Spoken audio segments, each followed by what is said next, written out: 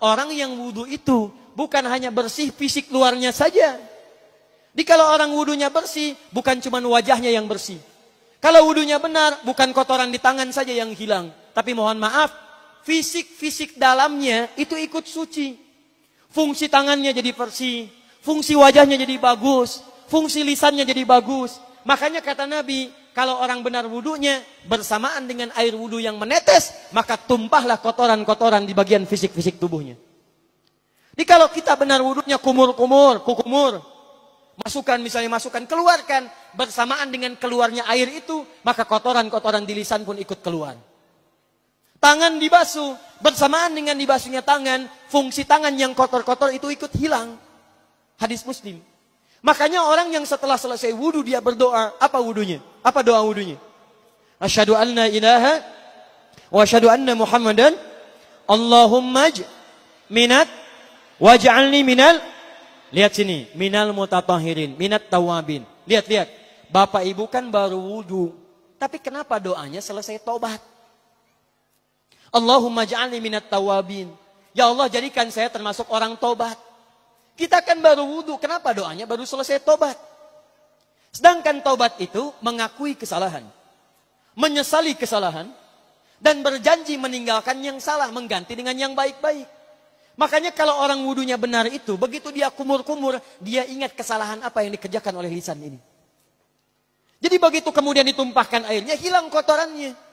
Maaf, yang suka mencela wudu, selesai wudu tidak akan mencela lagi karena tobat dari celaan. Makanya kalau wudu Anda benar, coba ingat-ingat, siapa korban dari lisan Anda yang tajam itu?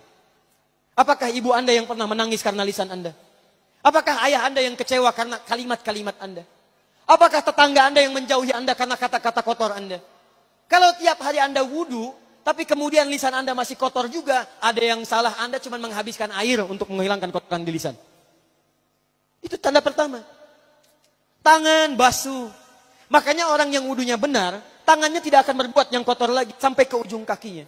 Karena itulah ibadah ini disebut dengan wudu, seakar dengan kata dau. Kata para ulama, mereka sebagian mengatakan dau artinya cahaya, dau artinya sinar, dau artinya al-husnu, baik budi pekerti. Kalau orang benar wudunya, bertambah sinar di tangannya, sinar di wajahnya, sinar di lisannya. Apa sinar itu? Di dunia sinar-sinar amaliyah kebaikan, sifat-sifat baik, di akhirat pancaran-pancaran kemuliaan.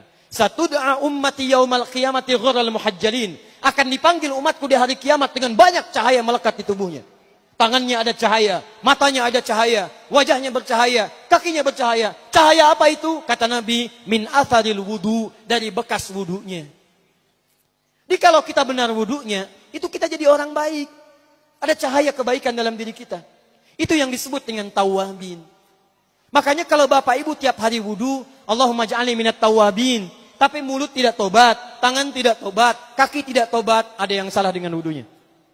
Waj'alni minal mutatahhirin. Jadikan saya orang bersih dan suci.